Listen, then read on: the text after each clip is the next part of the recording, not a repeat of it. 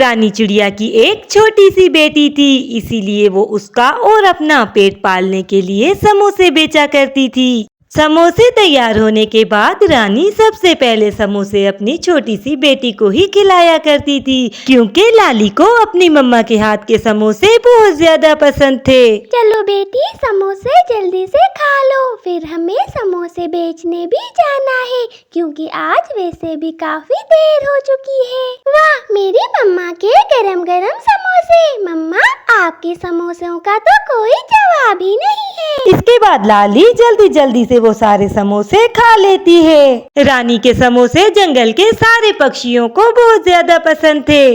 रानी बहन, आज आपने समोसे लाने में काफी देर कर दी है। मैं जब तक आपके समोसे ना खाऊं, मुझे तो मजा ही नहीं आता। चलो अब जल्दी जल्दी से एक प्लेट समोसे दे दो। इसके बाद रानी एक प्लेट समोसों की डोली चिड़िया को दे देती है। इसके बाद रानी चिड़िया समोसे लेकर रीनू मौसी के घर पहुंच जाती है। अरे रानी, आज तूने समोसे लाने में काफी देर कर दी। क्या तुझे नींद आ गई थी? वो मौसी, क्या है ना कि मैं समोसों का कुछ सामान लेने बाजार गई थी, इसीलिए मुझे देर हो गई। वो सब आपस में बातें कर रहे थे कि ऊपर से एक चील गुजरती है। रानी चिड़िया की छोटी सी बेटी की नजर जब इतने बड़े पक्षी पर पड़ती है तो वो बहुत हैरान हो जाती है और वो रानी चिड़िया को बिना बताए उस चील के पीछे चली जाती है। रानी को बातों ही बातों में पता ही न चला कि लाली वहाँ से उड़कर चली गई है। वो चील इस बात से बेखबर थी कि एक छोटी सी चिड़िया उसके पीछे पीछे आ रही है। प्यारे दोस्तों, अगर आपको हमारी वीडियो पसंद आए तो वीडियो को लाइक और चैनल को सब्सक्राइब करें, क्योंकि आपके लाइक सब्सक्राइब से हमारी हौसला अफजाई होती है। आपका धन्यवाद। इधर जब समोसे खाने के बाद रीनू मौसी वहाँ से चली जाती है तो तब रानी को एहसास होता है कि उसकी बेटी लाली तो उधर थी ही नहीं। रानी चिड़िया लाली को न पाकर बहुत परेशान हो जाती है। अरे लाली कहाँ चली गई? अभी तो इधर ही थी। अब मैं लाली को कहाँ ढूंढूं? अभी तो वो बहुत छोटी है, उसे तो घर का सही से रास्ता भी नहीं मालूम। पता नहीं मेरी बेटी कहाँ होगी। रानी परेशान होकर लाली को ढूंढने निकल पड़ती है। थोड़ी ही दूर एक कबूतर बैठा हुआ था। उड़ती हुई रानी चिड़िया उस कबूतर के पास आती है। कबूतर भैया, क्या आपने एक लाल रंग की छोटी सी चिड़िया को यहाँ से जाता हुआ देखा है? हाँ चिड़िया, मैंने देखा उस छोटी सी चिड़िया को। वो एक बहुत बड़ी चील के पीछे जा रही थी। वो सामने ही उस चील का ठिकाना है, मगर बुरा ना मानना, अब तक तो वो उस छोटी सी चिड़िया को खा चुकी होगी। इतना सुनकर रानी चिड़िया के पैरों तले तो जमीन ही निकल जाती है और इधर उड़ते उड़ते वो चील अपने ठिकाने तक पहुंच जाती है और लाली भी उस चील के पीछे पीछे जाती है। रानी लाली को उस चील के ठिकाने के अंदर जाता हुआ देख लेती है। अब तक तो मेरी लाली को उस जालिम चील ने खा लिया होगा। मेरी मासूम सी बेटी को क्या पता था कि वो एक चील है। फिर रानी चिड़िया रोते हुए वहाँ से चली जाती है। रानी घर तो वापस आ जाती है, मगर उसे अपनी बेटी की बहुत याद आ रही थी। ये सब मेरी ही गलती है। मुझे अपनी छोटी सी मासूम बेटी को अपने साथ ले जाना ही नहीं चाहिए था। क्योंकि चील बहुत थकी हुई थी, इसीलिए आते ही वो अपने घोंसले में सो जाती है। उसे तो ये मालूम भी नहीं था कि कोई उसका पीछा कर रहा है और उड़ते उड़ते मासूम सी लाली चील के बहुत पास आकर बैठ जाती है। आंटी उठे ना, आप तो सो गई हैं। मैं तो आपसे बात करने यहाँ आई हूँ, और आप इतनी बड़ी क्यों हैं?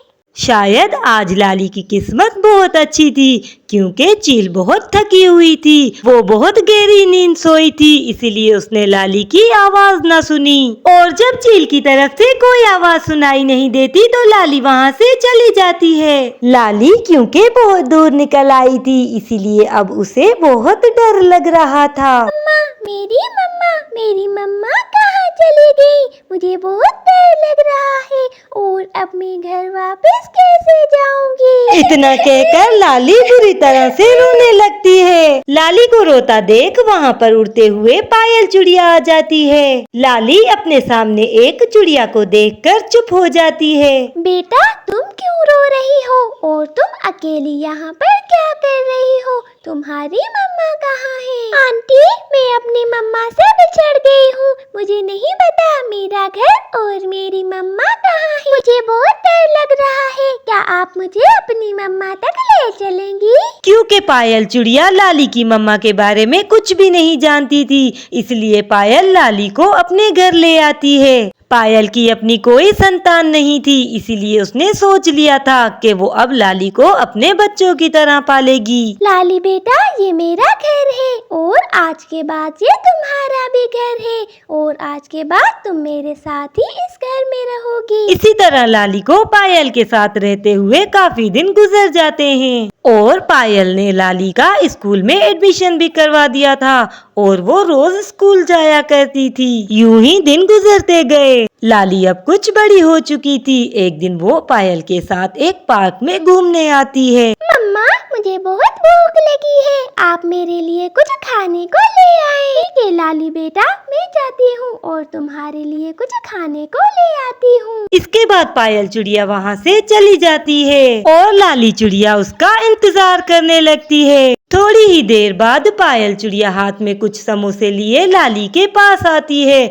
और वो समोसे उसे दे देती है। अरे वाह, समोसे! मम्मा, मुझे समोसे बचपन से ही बहुत पसंद है। इतना कहकर लाली वो समोसे खाने लगती है। अभी लाली ने एक ही समोसा खाया था कि लाली को कुछ याद आ जाता है। लाली की आंखों में आंसू आ जाते हैं। मम्मा, मम्मा, ये समोसे आप कहाँ से लाई? मम्मा, मुझे बताएं, ये समोसे आपने किससे लिए? क्या हुआ बेटा?